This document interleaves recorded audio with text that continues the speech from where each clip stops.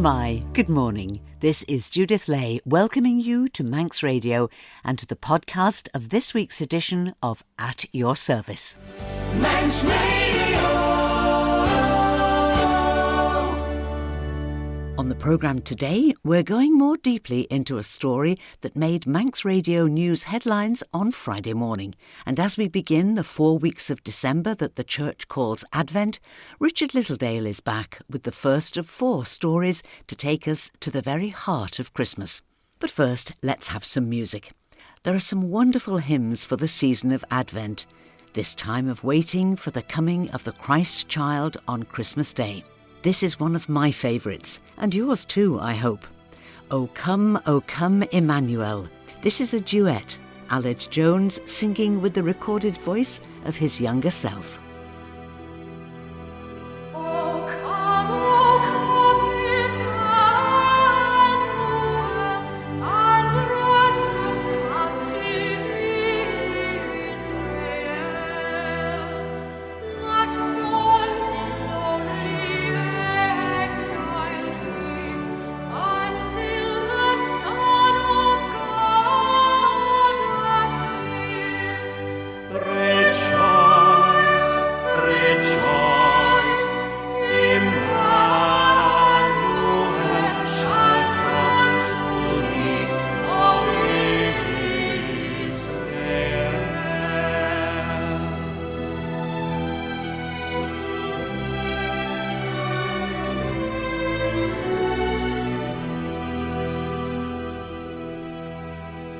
O come, thou rod of Jesse, free thine own from Satan's tyranny. From depths of hell thy people save, and give them victory o'er the grave. Rejoice, rejoice, Emmanuel shall come to thee, O Israel.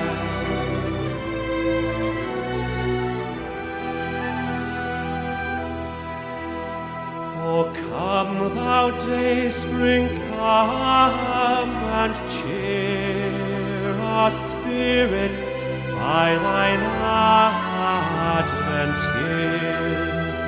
Disperse the gloomy clouds of night, and death's dark shadows put to flight.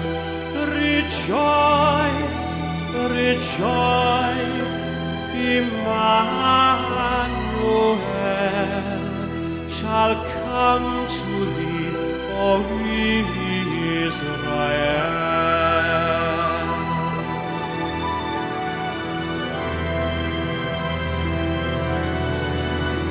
O come, thou Lord of might, who to thy tribes on Sinai's height in ancient times didst give the law in cloud and majesty and awe.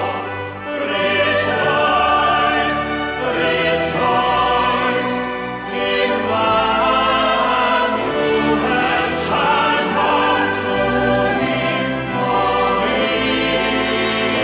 Israel.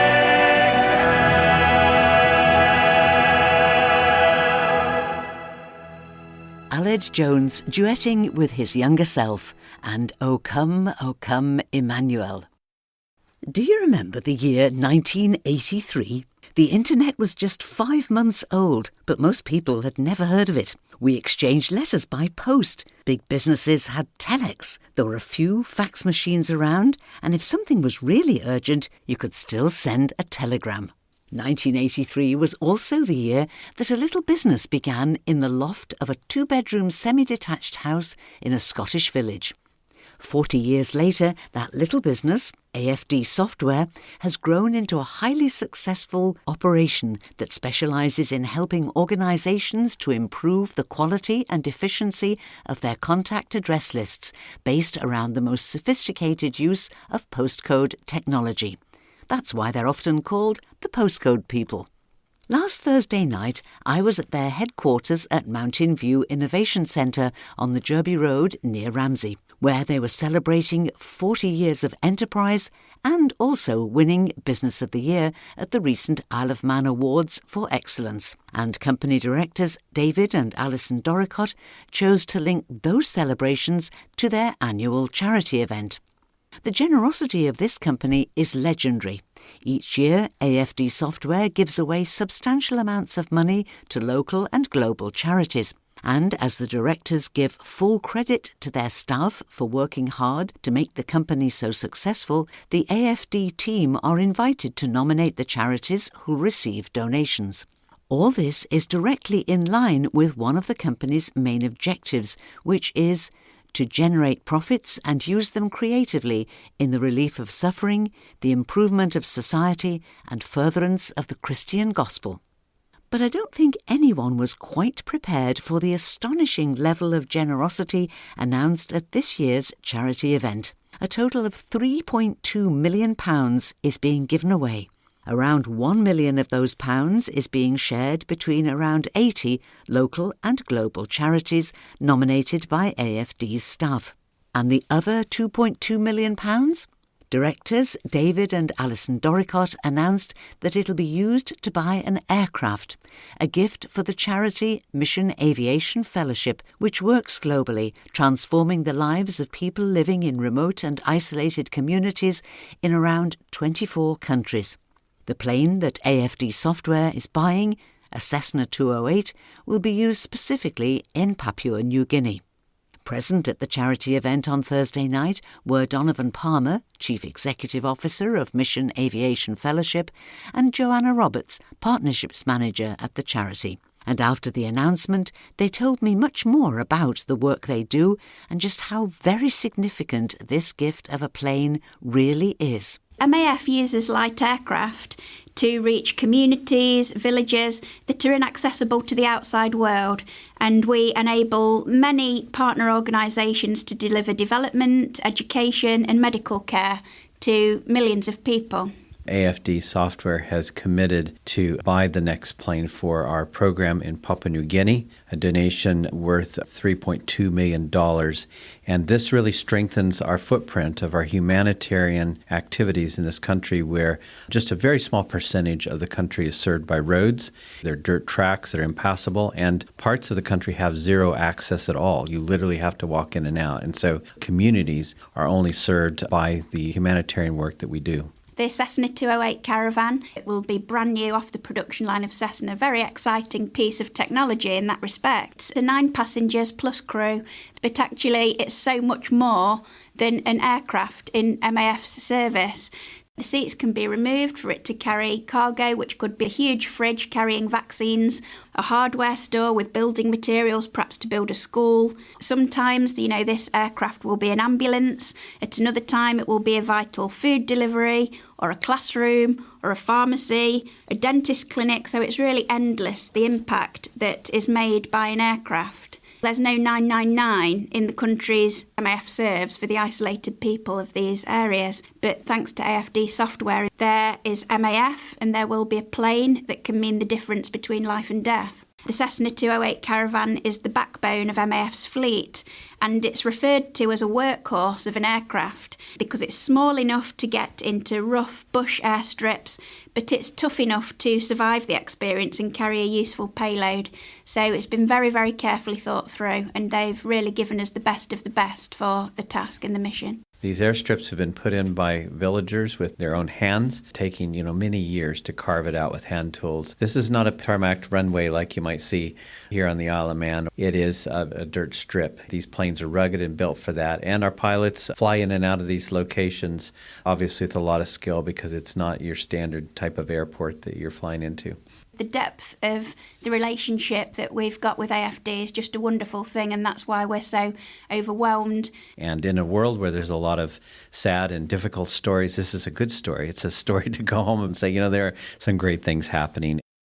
Joanna, how do you recruit your pilots? Well, in many cases, actually, people have caught the vision early on in life. We have many pilots whose imagination was fired by seeing aircraft as a child, and they'd perhaps heard about MAF through their youth group or through their church. And in many cases, they've planned for years and years to join MAF. That has been the dream.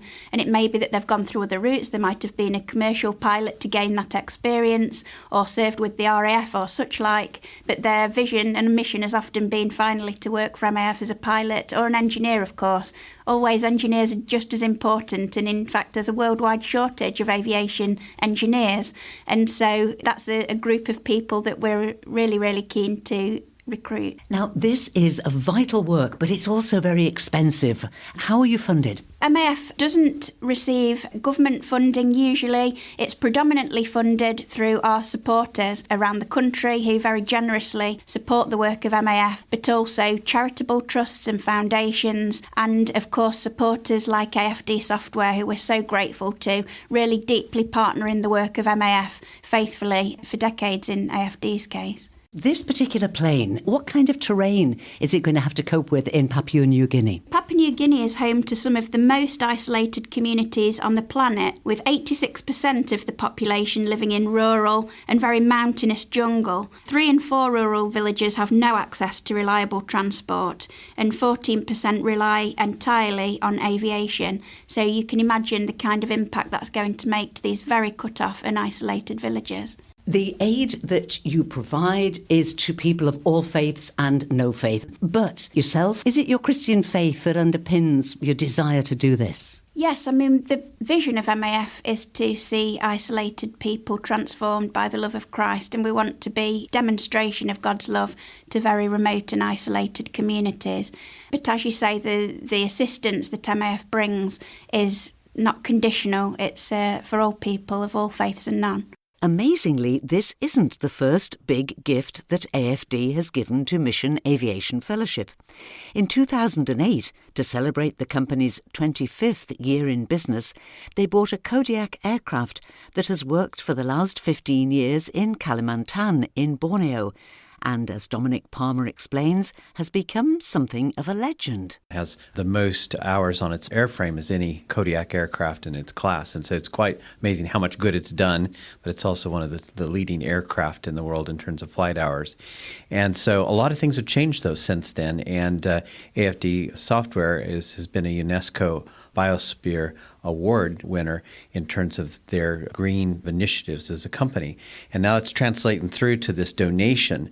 One of the things that AFD Software wants to do is deploy green technology through this aircraft, where we're installing solar panels into villages under our MAF Tech division to help villages get connected, reduce their reliance on generators, and provide the technology they need so that they can be part of the global commerce of the world. And so this is really exciting because this is an area that MAF wants to go more into. And so having a partner like AFD that is so enthusiastic about doing things that are better for the environment, we're thrilled that they want to partner with us in this way. This digital divide is really a big issue. If people are going to get out of poverty, people often think about medicine, which is true, and educational materials, but really technical connections through Wi-Fi are no longer a luxury. If you're going to be involved in commerce and a citizen of the earth, you have to gain access. And so this is now part of an essential element of helping isolated communities grow. What kind of a timescale are we looking at, Donovan? The plane will be coming in about September of next year to the Isle of Man, eventually make its way over to Papua New Guinea. So this is a once-in-a-lifetime opportunity to see this aircraft, because it will never return to the UK again, to see it on its way for its mission. You know, this whole project really captivates the staff of MAF around the world, because this is coming out of the Isle of Man, this plane, and there's already another plane. And I don't know of anywhere else in the world where there's been such a concentrated amount of support to launch 2 planes, and this time to another island. So as a global charity, you just want to say thank you to AFD Software for their support, because it is a very special place for MAF, the Isle of Man is. Thank you to Dominic Palmer and Joanna Roberts of Mission Aviation Fellowship. As the excitement of Thursday evening died down, I had a chance to chat with Managing Director of the Postcode People, David Doricott. David started our conversation by reflecting on that first plane he bought for Mission Aviation Fellowship 15 years ago. You have to remember it's in the context of a report we've just all heard about what our donation 15 years ago has achieved. How many hundreds of people are still alive, how much freight has been moved into inhospitable places, how much infrastructure has been built, how many medicines have been carried. So the offer of a donation of a new aircraft is in the context of a very successful, what you might call high return on investment from 15 years ago. Well, that was your 25th anniversary gift back in 2008. Had you been thinking for some years that maybe another plane would be a good way to mark your 40th anniversary? No. But then we went to an event by MAF in Edinburgh that we didn't intend to go to, and we heard the story of the need of the aircraft replacement fleet. Aircraft do get older and they need more maintenance. And what we want is to think about the aircraft being available. If that call comes, you can't say, no, the aircraft's in the shed for 3 months. And it just makes such a lot of sense to standardise on one particular aircraft type, so all your parts, all your technical training, all your pilot training is on a universal platform. And we see that in the commercial airlines in the British Isles, where EasyJet standardise on the Airbus, Ryanair standard on the Boeing 737, and MAF in Papua New Guinea anyway want to standardise on the Cessna. The Cessna has a lot of similarities to the Kodiak. It runs on kerosene, the same as our jet planes do, easily to get, relatively inexpensive. Its maintenance cycles are easier because the parts are readily available, and the aircraft is built to take what are really quite scary runways. Alison and I have had the privilege to fly our little Kodiak into the Borneo jungle, where you have a river at one end and a hill at the other and a water buffalo wandering around in the grass. So you really need to take your hats off to these guys who do it day in, day out, year in, year out, serving the community, sacrificially to themselves and to their family. We just want to get behind them and say, here's a starter. And of course, this is only the beginning of their new replacement programme. We hope it's a big encouragement to that programme. We hope a lot of other people will catch the vision when our aircraft comes to Britain and they get to see it. Maybe they will also be prompted, not necessarily to buy a whole aircraft, but I'm sure they can slice it up. Figuratively speaking. Figuratively speaking, yes. I'm talking here with Managing Director of the Postcode People, David Doricott. And so far we've talked exclusively about the aircraft he's buying for Mission Aviation Fellowship, with a price ticket of over £2 million. But there's an additional £1 million being distributed to over 80 charities nominated by AFD staff members. One of the problems if you're running a charity is getting the funding. And then you can put a huge amount of work standing at the corner of a street or developing campaigns. And for most charities, they know what to do with the cash when they've got it. In fact, there's very seldom a problem of too much cash and not enough to do with it. But the effort that goes into that just saps the effort, because it's often the same people who are doing the fundraising as doing the service delivery, if you want to call it that. So being able just to, at a stroke, change someone's circumstances, or maybe be part of the initiative that causes others to engage with a charity because you're able to put in a substantial starter fund, means that you take off some of that burden, and the focus then goes off fundraising onto service delivery. And that can be transformational, especially if you're really struggling with your own time, your own family time, and this desperate need that never seems to be extinguished. Yeah. AFD Software has its headquarters at Mountain View Innovation Centre, a 25-acre site with some of the most breathtaking views around the north of the island. And David and Alison Doricott are gradually developing it into a conservation area of woodland and wildflowers that everyone can enjoy. Dotted around the grounds are a series of unique sculptures, each depicting a Bible verse. They're beautiful and thought-provoking, and the most recent addition, a huge circle of metal on which is hung a human form, a portrayal of the crucified Christ, is inspired by the Bible verse from John's Gospel that's at the very heart of David Doricott's own Christian belief. Yes, it's even more than just raising money to do good things with it, because that sculpture particularly talks about the wholeness of God's engagement with the world that he created. It says, "For God so loved the world that he gave his only Son, so that whoever believes in him should not perish but have eternal life." But the word for world in that passage, if you go back to the Greek behind your New Testament scripture, is cosmos.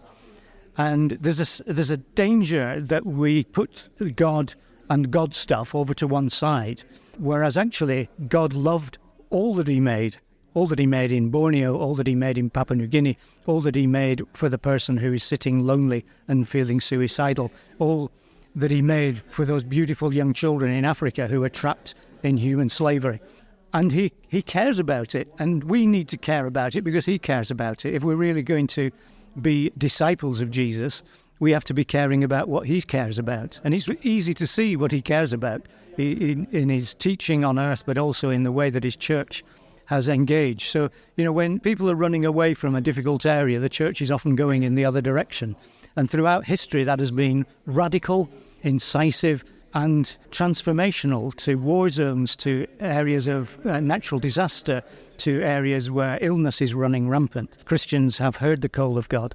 And so we do what we do because we've caught that discipleship burden, if you want to call it that. Joy is another word, which says that all that we have and all that we are, if we are going to be called by the name of Jesus, needs to be deployed for his kingdom on earth as it is in heaven. We think it's nice and reckless, joyously reckless and exuberant, because if we dig into the character of God, really dig into the character of God, we don't find the grumpy old man who's telling us what not to do. We're talking about the God who is dancing over us, singing songs over us, who has a feasting program. And the Jewish people had feasts that lasted for a week, not for a few hours. I'm not sure how they kept up with it. But God is often depicted or talked about as being boring, and nothing could be further from the truth. You always manage to leave us with some kind of a challenge. It might be a challenge in something that you say, but tonight it's been a challenge in something that you've given us. This is the 40th anniversary of AFD Software, the postcode people, and you gave us all, every single person here tonight, you gave us an envelope. It contained £40, and you challenged us to go out and use that £40 to change as many lives as we possibly could. Yes, but when you do it and you realise how relatively easy it is to be transformational with money, you begin to unlock a huge torrent of joy in your own life. With £40, there's the possibility of saving several lives with simple medical interventions through charities. Or you may just give joy to a person who perhaps was having suicidal tendencies, who's had a difficult time, and your expression of love can be transformational. 2 pieces of paper, £40, £1 for every year we've been in business. We'd love to hear the stories, but I'll share with you, and I haven't shared with the community here tonight, because we did something similar about 10 years ago at our 30th anniversary when we gave people £30. And somebody walked up to me tonight, he said, "I was here 10 years ago and you gave me £30 and I put it into a microfinance loan charity and it's now £769, having helped people all that time." Now, how wonderful is that? Just that one feedback from the people in the room 10 years ago. Isn't that amazing? David Dorricott, thank you so much for being such an inspiration to us all. Bless you all. Thank you.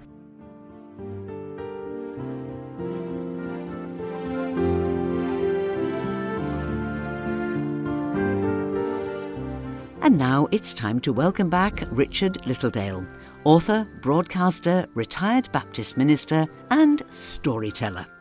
Richard has chosen 4 stories from around the world, each one specifically about Christmas Day. So you might wonder why we're sharing them now, when the day itself is still quite a way off. Well, each story has a powerful message that might help us to see beyond the preparations and the pressures that can crowd out the real message of Christmas. A few people have told me they're planning to put up their decorations this weekend, so I thought we'd start with a story about the Christmas tree.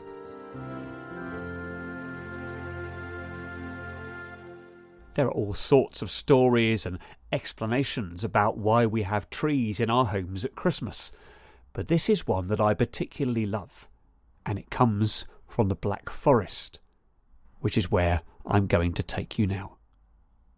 Come with me, deeper and deeper into the heart of the forest, snow crunching underfoot, and the swish of the pine tree branches overhead.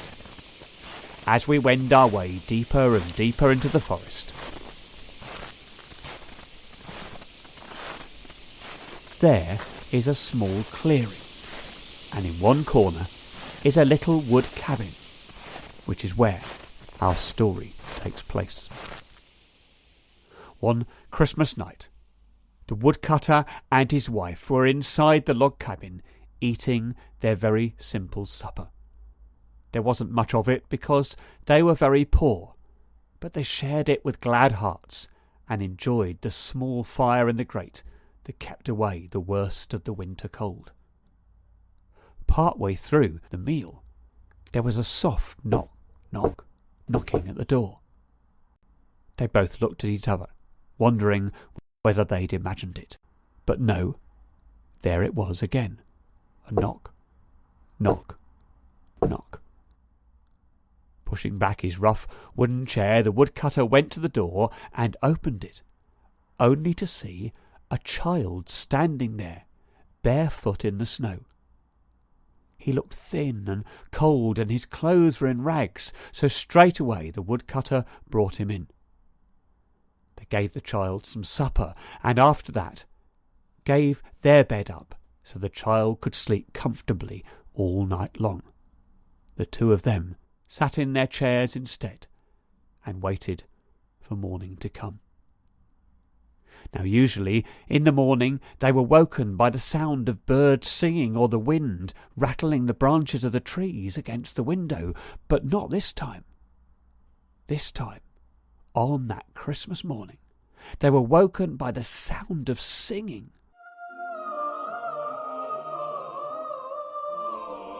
Beautiful, beautiful sound of angels singing.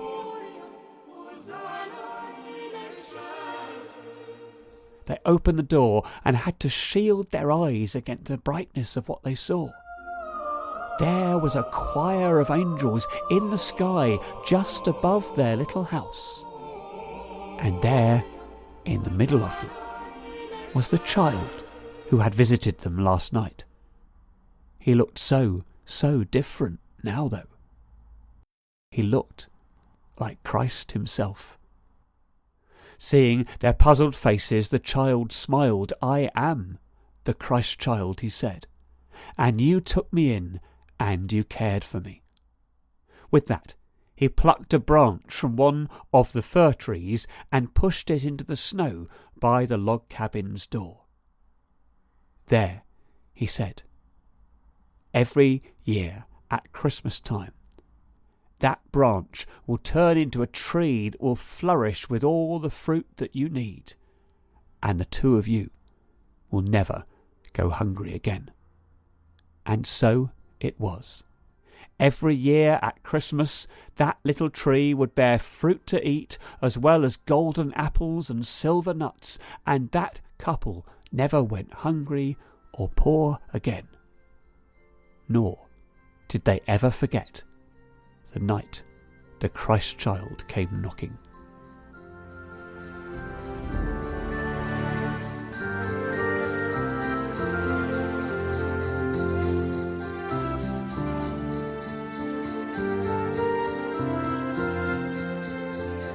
Thank you, Richard Littledale, and Richard will be back next week with another story from his Christmas collection. And we end now, as always, with a look at our notice board, and we'll start with events this evening. Meadowside Choral Society invite you to join them as they celebrate Advent at the Howe Methodist Chapel tonight at 6:30.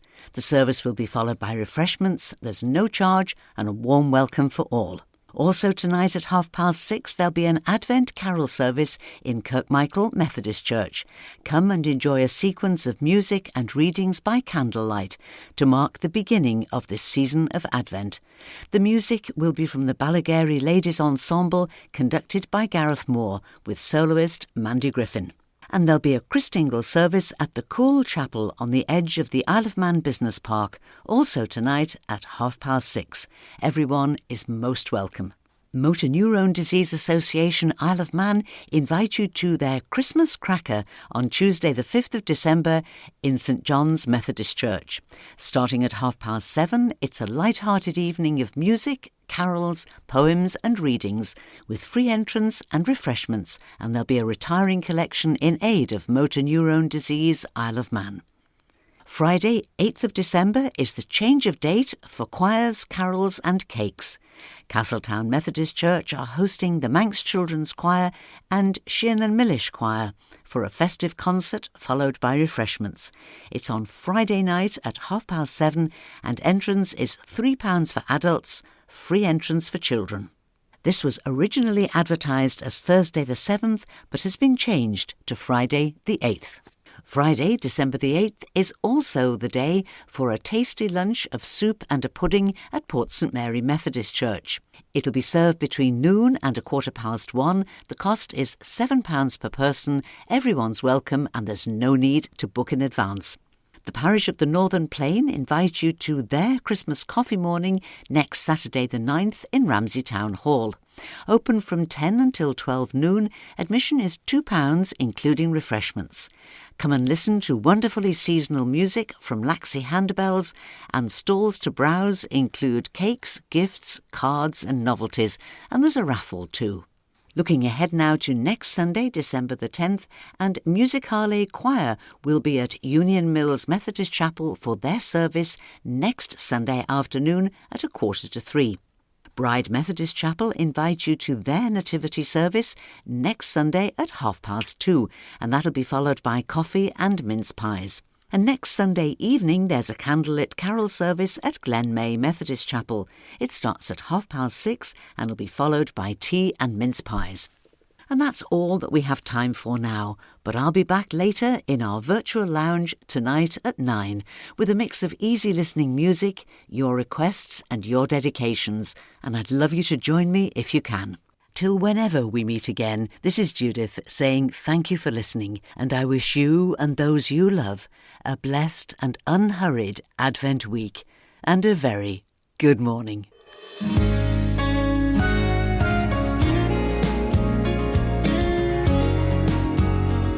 The nation stands.